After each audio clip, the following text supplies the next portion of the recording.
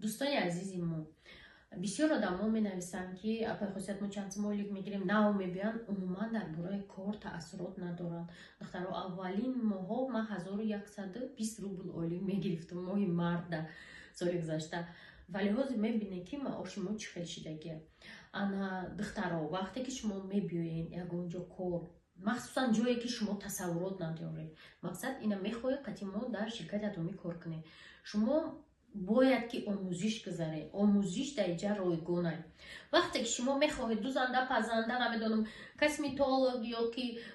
عروس آرایشی میشوه، شما میروین پیشی همون سالونا پیشی دوزنده ها شاگرد میستین، برای شاگردی مبلغ معین میتین که انا این پولا بگی مرا یاته یا دختری مرا یاته و دختری شما یک ماه میسته